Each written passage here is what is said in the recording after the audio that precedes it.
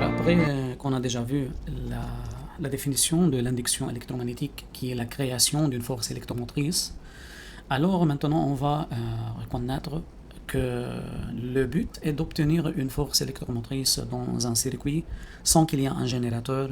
Alors lorsqu'on prend un aimant, on déplace l'aimant devant une bobine qui est tout simplement un fil enroulé, alors on crée une force électromotrice, mais le but est aussi de créer un courant électrique. Alors, tout d'abord, l'important c'est de créer une force électromotrice et par suite le résultat doit être le courant électrique qui doit être circulé dans un circuit qui dépend de la présence d'une force électromotrice. Alors l'important c'est de créer une force électromotrice et par suite on va obtenir un courant électrique. Tout simplement que dans un circuit on ne peut pas avoir un courant électrique sans qu'il y ait une tension qui est la force électromotrice. Alors si on a par exemple un circuit, ici un circuit qui est circuit fermé, qui contient seulement un fil et une lampe, la lampe ne peut pas être parcourue par un courant électrique car il n'y a pas une source de tension et par suite on met ou bien on place une pile plus et moins. Alors la pile possède une force électromotrice et par suite une tension électrique et par suite il y a une circulation du courant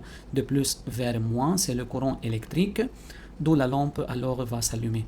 Alors pour obtenir un courant électrique, tout d'abord il faut avoir une force électromotrice. Alors d'après la définition de l'induction électromagnétique, c'est tout d'abord il faut créer dans une bobine, c'est une bobine qui est tout simplement un fil enroulé, il faut créer une différence de potentiel ou bien une force électromotrice qui est plus et moins, et si cette bobine est reliée à une lampe, alors cette lampe doit être parcourue par un courant électrique. Mais suite à quoi? Suite à la création d'une force électromotrice aux bornes de la bobine.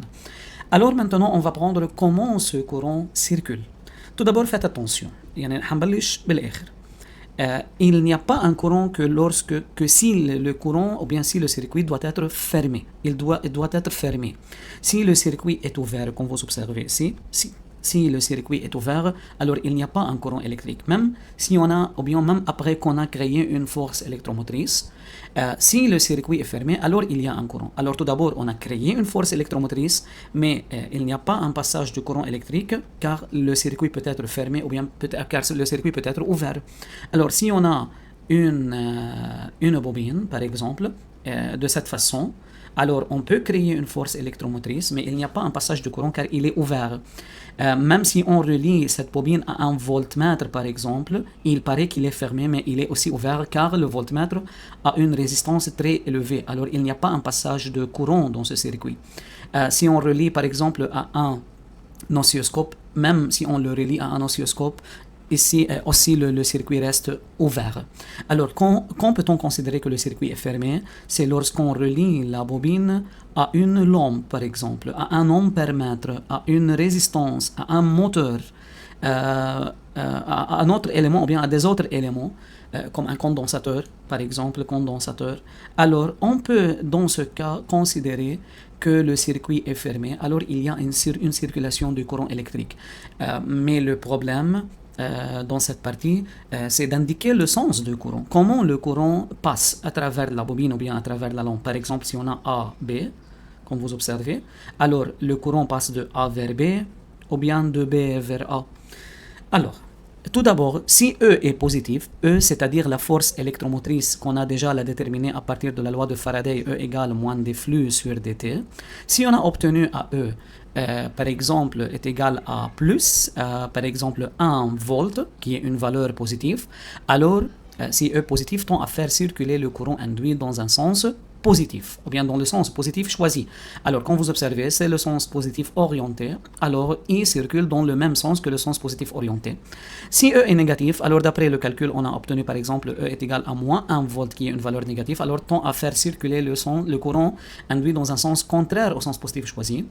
Comme vous observez, c'est I qui circule dans le sens opposé au sens positif. On a le sens positif descend vers le bas, alors I monte vers le haut. Alors on va noter toujours que E et I ont toujours le même signe. Alors si E positif, alors I on dit qu'il circule dans le sens positif, et si E négatif, alors I circule dans le sens, on peut dire que dans le sens négatif ou bien dans le sens opposé au sens positif choisi. Au sens positif choisi. Et par suite, on obtient toujours E fois I positif, car si E positif, I doit être positif, car E et I, on a déjà vu, ou bien on a déjà dit que E et I ont même signe. Alors, positif fois positif va donner positif. Et si E négatif, alors I aussi négatif, et par suite, sans multiplication doit être aussi positif. Alors, comment on peut déterminer le sens de courant induit dans un circuit? Tout d'abord, il faut faire attention que le courant existe suite à l'apparition d'une force électromotrice, suite à la variation de flux magnétique dans un circuit. Alors, tout d'abord, on a un flux qui varie. Comment le flux varie, si la surface varie, si l'intensité de champ magnétique B varie, ou bien si l'angle varie, si on fait une rotation, alors le flux varie qui traverse la surface de la bobine. Et par suite, si le flux varie qui traverse la surface de la bobine, alors il y a une force électromotrice E qui apparaît aux bornes de la bobine, et par suite, le phénomène d'induction électromagnétique se réalise. Mais on dit I circule, on dit I induit, on l'appelle II, ou bien I, c'est la même, circule dans le circuit. Il faut faire attention que le circuit doit être fermé. Alors, il faut faire attention lorsqu'on travaille. On ne peut pas dire qu'un courant circule sans connaître que le circuit est ouvert ou bien est fermé. Il faut toujours faire attention que le circuit doit être fermé. Et par suite, on dit, puisque le circuit est fermé, alors on dit que le circuit est fermé. Alors, il circule dans le circuit dans le sens, ou bien dans le sens positif, ou bien dans le sens négatif, ça dépend du signe de E. Alors, on dit dans le sens positif, car E positif, alors il circule dans le sens positif, quand vous observez dans ce cas, ou bien dans ce cas. Et dans le sens négatif, car E est négatif, et on ajoute E et I en même signe.